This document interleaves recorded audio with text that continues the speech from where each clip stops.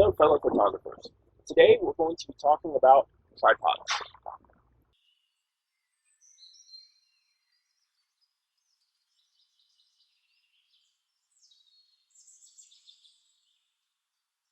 Alright, so in talking about tripods, there are a lot of different types of tripods that you can buy. Now, you're also going to find instances where you buy something and it comes with a tripod. So we're going to talk about pros and cons of different types of tripods, how to use a tripod, and how to find the tripod that's going to work best for you.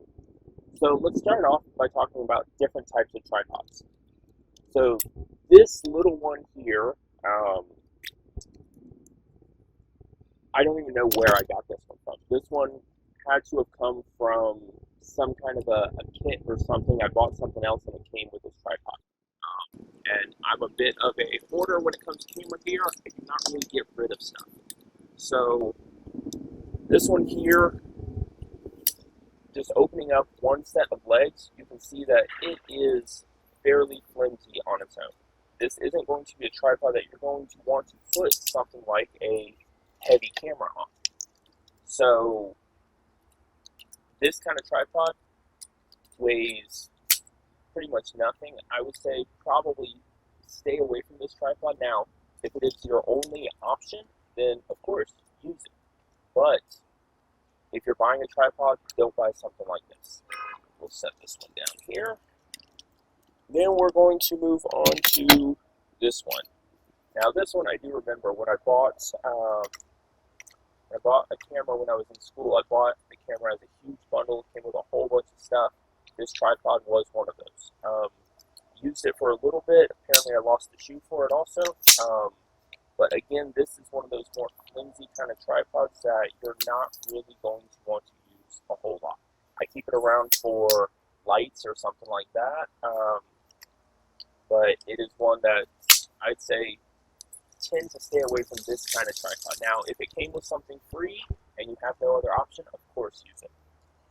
Then we're going to the first tripod that I actually bought. This one here, it's still not what I would recommend as a go-to tripod, but on a budget, I think it was like $30, and it worked pretty well for me for the most part. When you open it up, it is fairly stable. This little strap I put on it definitely does not come with it. It's something I added on later. Ground's not really level, but it is a somewhat sturdy tripod. Still, it doesn't weigh a whole lot, so it's one that I would probably still warn against buying. Now, if you only have $30 to spend, then it would work just fine. But I would say a tripod is something that you're not going to be buying a whole lot, so buy a good one to begin with, because even though this will work for the first few years or whatever, by the time you start doing something like really long exposure landscapes or astrophotography or freezing water motion or something like that, you might find that this tripod just fails a little bit. So we'll set that one down here. Now we're going to get on to this little one. I have no idea where tripod came from, but looking at it, it actually looks pretty decent. I've never actually used it, so we're going to put a camera on it and see how well it works. So these smaller kind of tripods aren't going to have a detachable shoe, so you're kind of limited by what you get. Let's just see if we can lock the gimbal down a bit.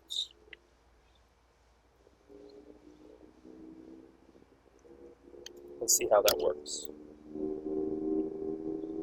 Oh, let's move this other one out of the way.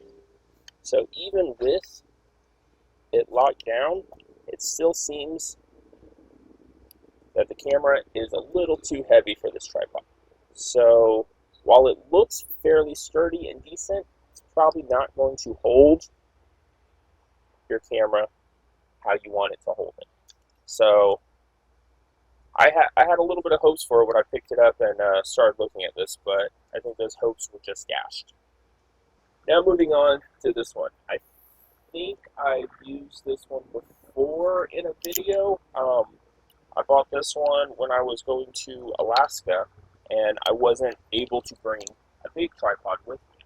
So I bought this small one that would fit in my bag because I was hoping to see Northern Lights, which sadly I didn't. But this one is decent enough with a strong grip that it will hold your DSLR in the position you want.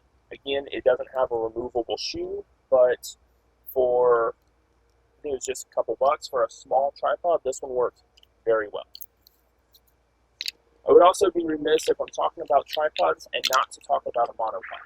I'm not going to spend a whole lot of time talking about a monopod, but the benefits of this is if you're moving from situation to situation a lot and you want to just stop and take a picture, it's not going to perfectly stabilize your camera. As you can see, it moves quite a bit, but if you're just kind of taking a picture and moving, following the subject, and just kind of changing stuff up a little bit, this one works fairly well. Now, you're not going to freeze any motion. You're not still going to want to get a very long shutter speed, but shooting at f/24, I can now go just slightly lower than like a 24th of a second.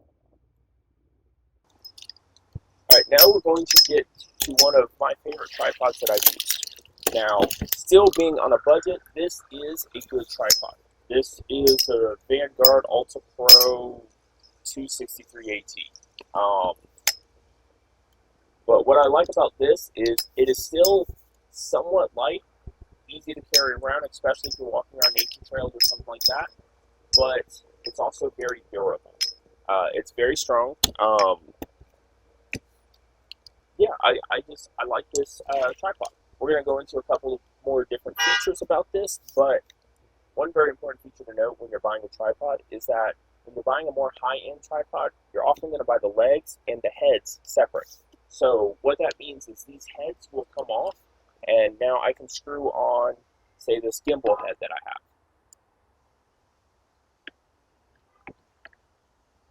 And then now my camera will just attach to the shoe here. So all these different gimbal heads can be attached to most tripods. So you're buying either the gimbal head or whatever type of head that you like to use most on your tripod, and you're attaching that to the legs. So you're buying the base and the head separately. So I've got a couple different gimbals here. This one here doesn't have the adapter for this. Benefits of that is that the adapter is locked into this tripod, so I can take it out using usually a coin or something like that, but I don't have a coin, so this little attachment on the tripod will work.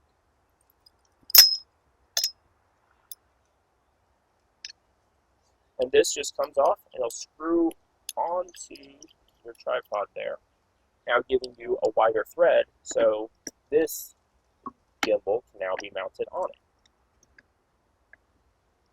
If you're doing something like astrophotography, you can get one of these heads that will allow you to pan and tilt just slightly, just to kind of move the image if you're trying to shoot a star that's far away, or track the northern star for a motion tracker or something like that. But this will just screw on in the same fashion. And there you have yet another type of head that can attach to your base, and none of these brands are the same as the legs themselves. Now we're going to get with one of my favorite types of heads. This here is the pistol grip head. This one I actually bought with the tripod, so it is the same brand. The link I think I have for this tripod actually links to the base with this pistol grip head. Now there is also an additional set of screws on the bottom of this that you can tighten to make this just a little bit sturdier. And this tripod actually comes with an Allen wrench that will tighten those just fine. So we'll just go ahead and do that. Now, once you find your gimbal head, you probably should, if the base covers the screw holes, you probably should tighten it just to make sure everything is in there nice and solid, nice and tight. Because when it comes to a tripod, you want as little shake, as little movement as possible. Now, changing these heads really isn't something you're going to be doing in the field that often. So this is something you do before you go. You decide what kind of head you're going to be using for that shoot for the day, and you set it up. Now, you might do this in the field if, say, you're out shooting landscapes and stuff using the pistol grip during the day, but then, once it's nighttime and you still want to shoot some stars or something like that, star trails, and you want to use more of a gimbal or this base here, that's when out in the field you still have these tools with you. You have the different heads with you if you are preparing to shoot like that. And it's an easy enough transformation to kind of do even out in the field. That's why I'm shooting this sitting outside, just so you can kind of see that it is possible. Since we have this base out, one thing I do want to show you is that with a tripod that this comes all the way out, you don't always have to put it back in right side up. You can put it in upside down if you're trying to get a shot lower to the ground, or if you're trying to shoot something directly below you. So in that case, you would just open up your tripod, and then you would slide this in upside down. And now you can have your camera mounted to the base. I'll go ahead and put the shoe on the camera just so I can show you how it could look. And then with the camera mounted to it,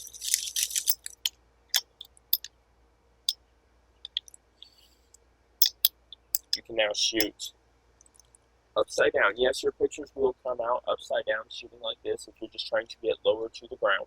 But the benefit of this is in Photoshop, you can easily just flip your camera, and now you have a perspective that's much lower to the ground. If I'm trying to shoot, say, directly down, as you can see, that camera is facing the opposite direction. We're shooting directly up at this point.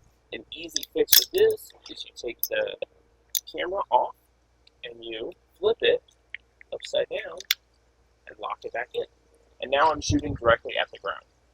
So that's a benefit of being able to shoot directly down with this type of tripod.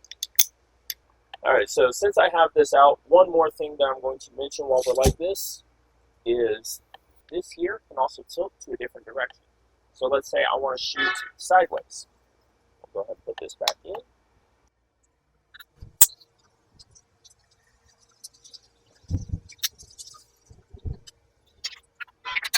And now I have the ability, say, I was leaning over a table and I want to get low to the ground, but I still want to use a tripod and I want to set it up next to the table. I can just slide this over the table, keep it low to the table, and still have some stability.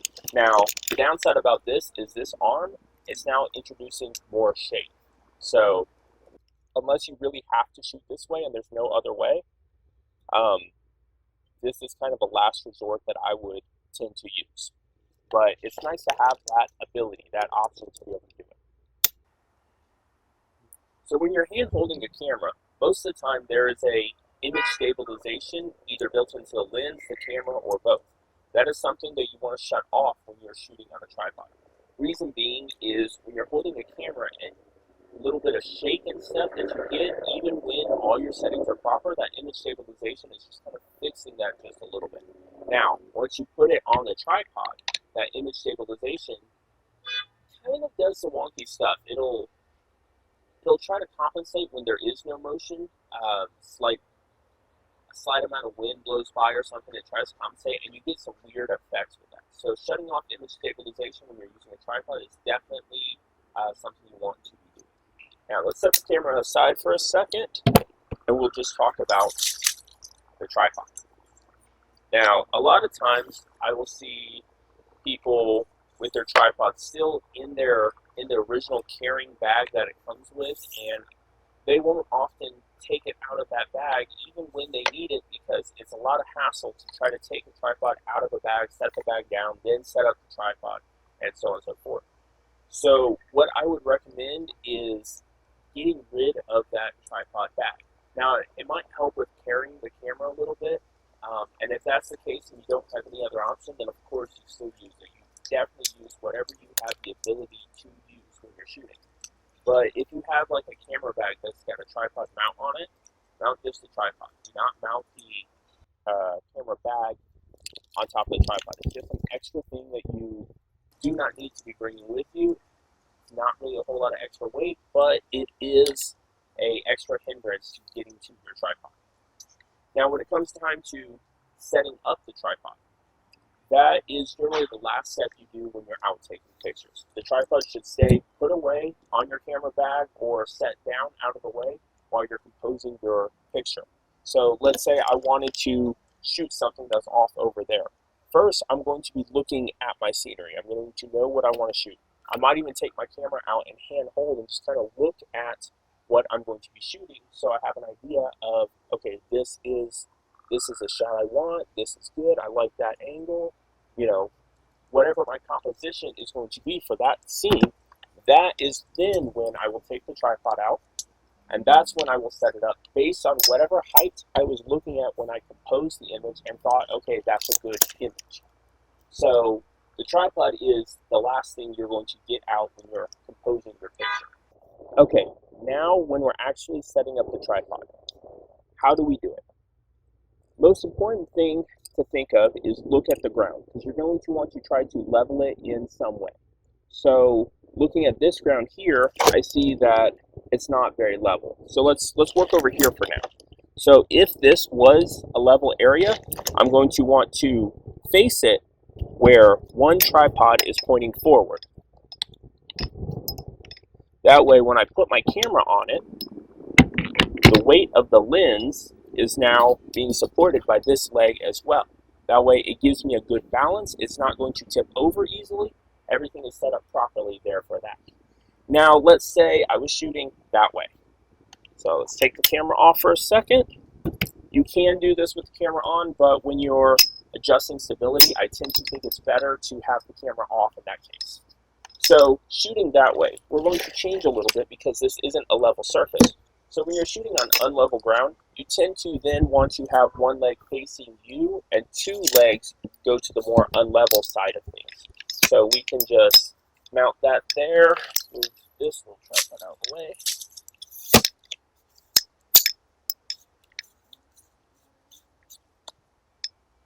And mount that there.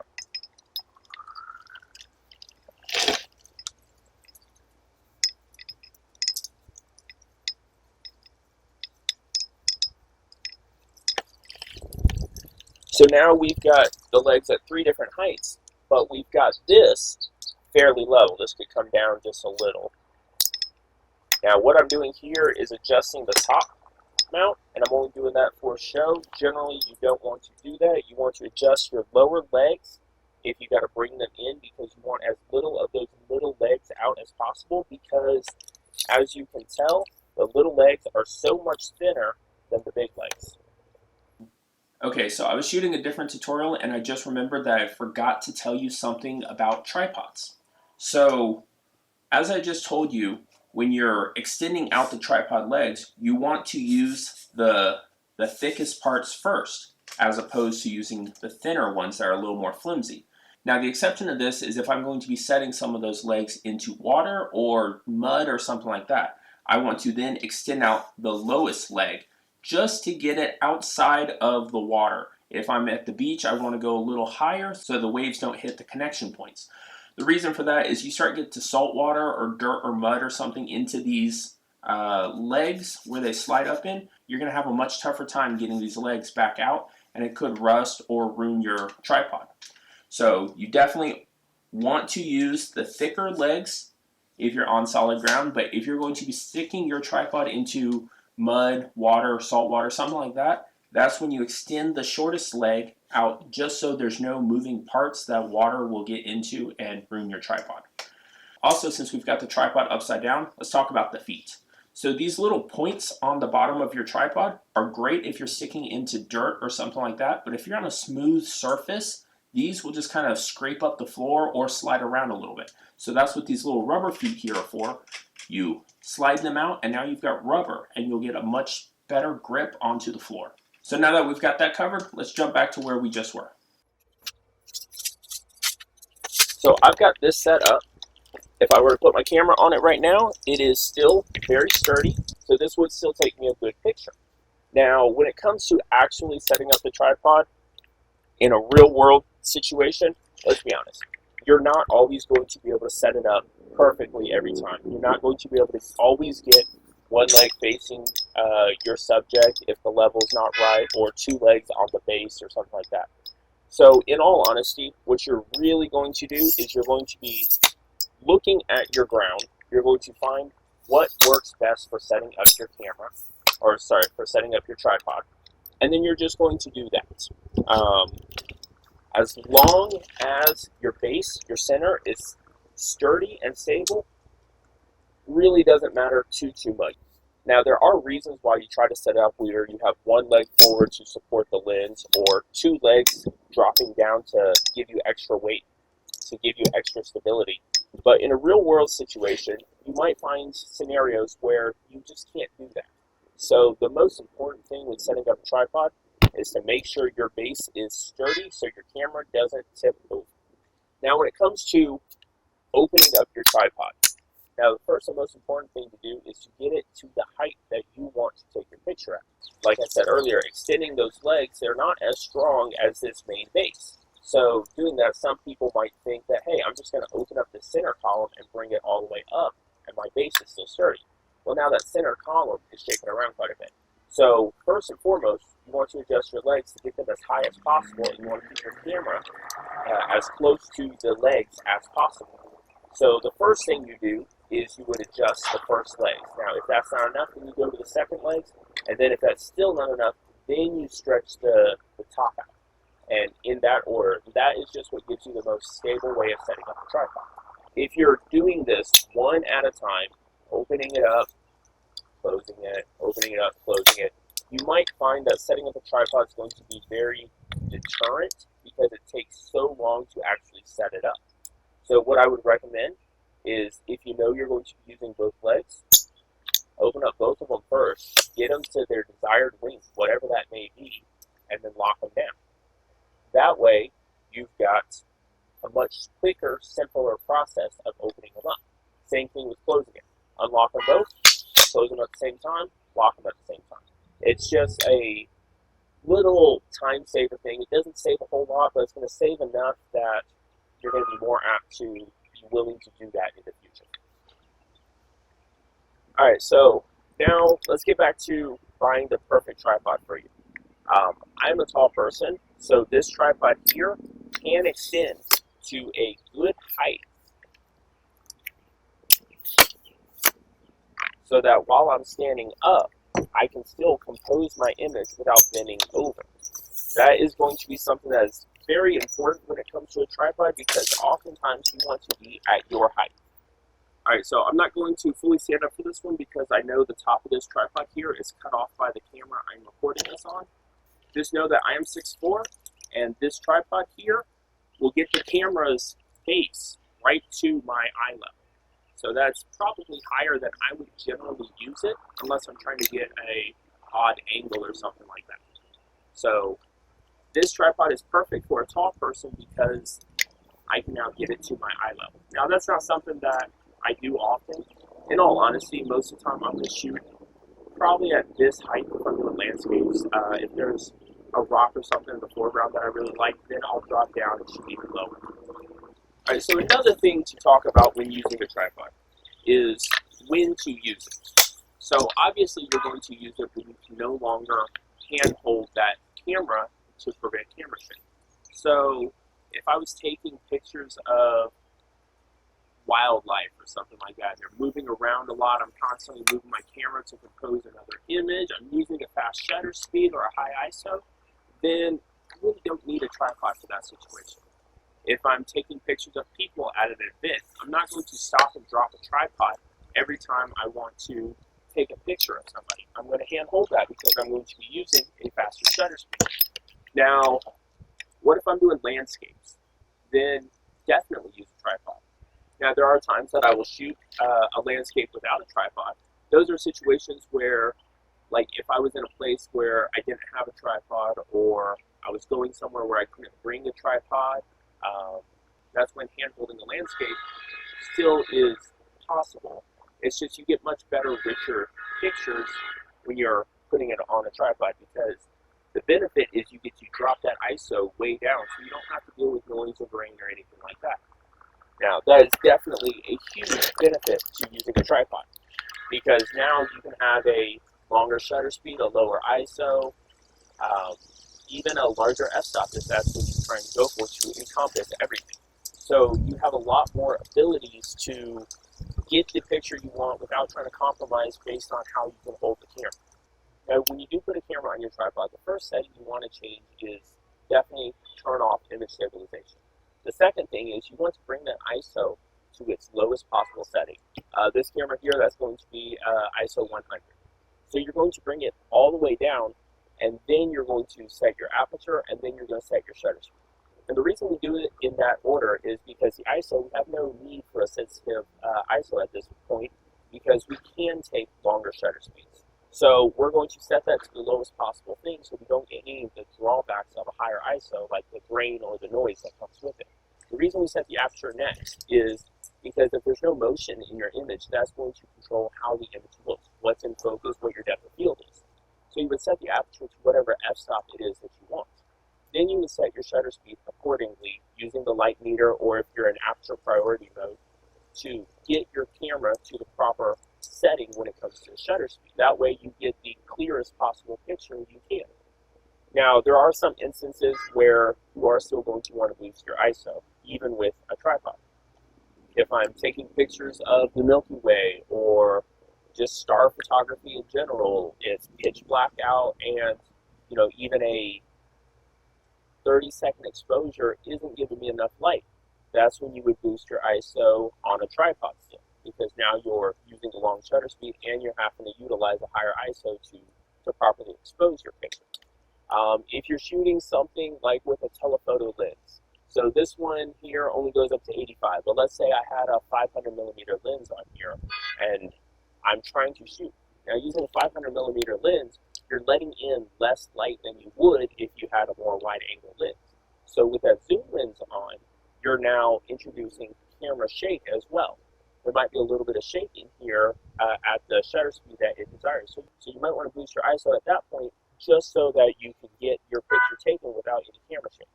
And since we're on the topic of camera shake, since we're on a tripod, you would think that just pressing the shutter, you're not going to introduce any motion because it's pretty stable. But that's not always the case. This is a DSLR, so with the mirror in it, it's going to flip back and forth, and that flipping motion could actually cause you to have camera shake. So a quick way out of this, you can turn on a setting that will keep the mirror up all the time so that that flip isn't there. Or with some of these cameras, you can just go into live view, and that mirror is already flipped that way. So when I take that picture, I'm already set with the mirror up, so that flip isn't there. But what about the motion of me pressing the shutter? Well, for that, you can either use a remote. They have remotes that you can plug directly into your camera and have a trigger that you just sit there and you don't even touch the camera. They've got radio frequency remotes that you press a button and just point at your camera, and there's no strings or anything like that attached. They've got remotes that you can use on your phone, and you press a button on your phone and it triggers your camera. Let's say you don't have any of those. Then what you do is you go to a setting where you get to choose a delay before your picture takes. This is oftentimes what you would do when you're taking a group picture that you happen to be in. You would turn on that standby, you would click the shutter, it would wait 2 seconds, 5 seconds, 10 seconds, whatever you have it set to, and then you would jump into your picture. It would take, you would go back, make sure everything's good, and there you go. Well, you can use that when you're on a tripod as well. I personally think a 2-second delay is perfect. You can have that 2-second delay, press it, let go, and you're generally good to go. Now, you might still have a little bit of shake with a 2-second delay. I tend to press my shutter very gently, so I haven't had any shake with my 2-second delays. If you put your whole hand on the camera or something like that, and you just can't fight that urge to just press the shutter gently to take the picture, then I would say jump to a 10-second delay or a 4-second delay. That way, when you take it, you got time. You're giving your camera time to stop shaking that little bit. That way, you still get your sharpest picture. Another thing you probably saw me do, but I didn't talk about when I set it up, is some tripods have the ability for the legs to go further out. Now, setting up your tripod like this isn't going to work because the center column does get in the way. But let's say there was a table Let's turn it this way so you can see. Let's say there's a table right here that I just couldn't get my leg down like that. So then I can bend the tripod up and I can set it on the table. Um, the ability to have a versatile tripod is very important in situations where you cannot pre-plan what's going to be happening. Now, something that I don't think I've ever seen actually talked about in talking about how to set up a tripod or something like that is for those people who want to take selfies with their nice camera. Generally, when you're taking a picture with a tripod, you're usually the one taking the picture. You're behind the camera. You're not moving around a whole lot. You're not trying to get in the picture, so you can compose everything just fine. So how do you do it if you want to take a picture of yourself? Well, first, you would set up the scene how you like it. And if I have the scene good, then you go into the picture, you take a test picture, and okay, cool. I know that I fit in it completely. But I also noticed that I am not sharp because you're not looking at it with you in the subject, so you can't focus on your eye like you normally would for portrait photography. So how do I get myself in focus? Do I just have to shoot with a higher aperture so that I have more depth of field and more stuff is in focus? Or is there another way of doing it? Well, the easiest way of doing it is to take your camera off the tripod after you set it up and you have your composition good. Then you take your camera, you go to where you're going to be standing, you turn it on, turn on the autofocus, you focus on your tripod. Use the center dot weighted thing, put the center dot right on the tripod where your camera is going to be sitting. Shut off autofocus, put it on manual, go back and sit it on your picture. And then when you take that picture, I've got a delay on it right now, but it's going to be completely in focus.